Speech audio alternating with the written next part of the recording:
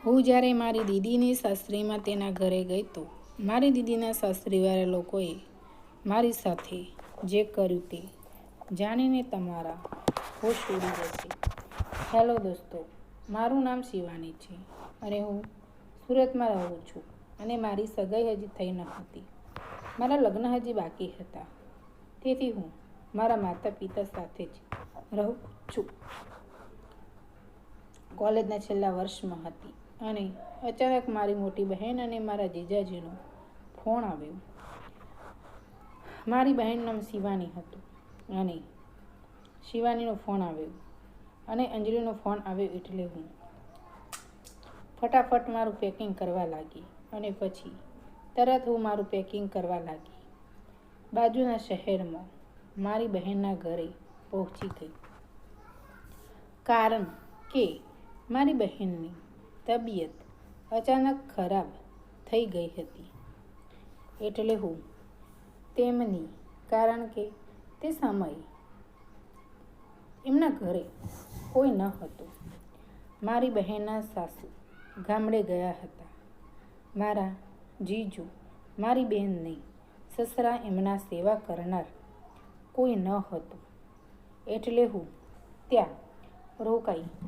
મારી બહેનના સસરા શિક્ષકની નોકરી કરતા હતા, જેથી તેમની ઉંમર થઈ હોવાથી તે રિટાયર્ડ થઈ ગયા હતા. તે મને પણ જમવાનું ટાઈમે આપનાર કોઈ ન હતું. એટલા માટે મારા મમ્મી પપ્પાએ કીધું ત્યાં જ રોકાઈ દેજે. અંજલિ અને જમાઈ પણ આવું જ ઈચ્છતા હતા, કારણ કે મારા બહેનને 2 બાળકો પણ હજુ નાના હતા અને મારી બહેનને મારા જીજાજીના ઘરે પછી બીજા દિવસે ત્યાં જતી રહી. પછી હું ત્યાં પહોંચી. મારી બહેનને બહેન સાંજનું ભોજન તૈયાર જ રાખ્યું હતું અને મારી મોટી બહેન અને હોટલમાંથી ખાવાનું મંગાવી દીધું હતું. પછી જ્યારે રાત્રે જમવાનો ટાઈમ થયો એટલે મારી બહેનને સસરાને જમવાનું કહ્યું અને મને એમનાથી બહુ શરમ આવતી હતી. તેમની સામે ક્યારે વધારે ના બોલતી, કામ પૂરતી તેમની સાથે વાત કરતી. અઠવાડિયા સુધી સારું ચાલ્યું.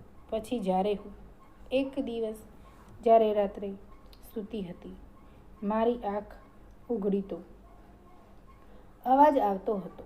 હું બહાર જઈને જોયું તો મારા જીજાજીના પપ્પાના રૂમમાંથી અવાજ આવતો હતો, જેથી દરવાજો પણ ખુલ્લો હતો અને મેં બારીમાં જઈને જોયું તો ડોકિયું કાઢીને જોયું હતું. મારી બહેનના સસરા નીચે પડી ગયા હતા. હું ફટાફટ ગઈને તેમના બધાના પરિવારને એકઠા કર્યા અને તેમને પલંગમાં સુવડાવ્યા. અંકલ બિચારા ખૂબ જ બીમાર રહેતા હતા.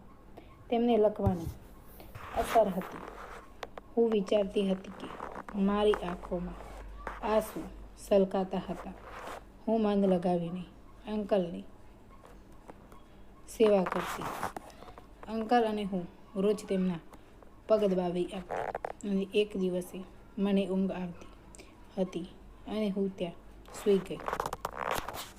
પછી આખી રાત મારી બહેનના સસરા મને ખૂબ જ માન આપતા હતા. જ્યારે હું મારા ઘરે આવ્યા બાદ મને એવી તે બધાની યાદ આવી કે હું તો આખી રાત ત્યાં જ સૂઈ ગઈ.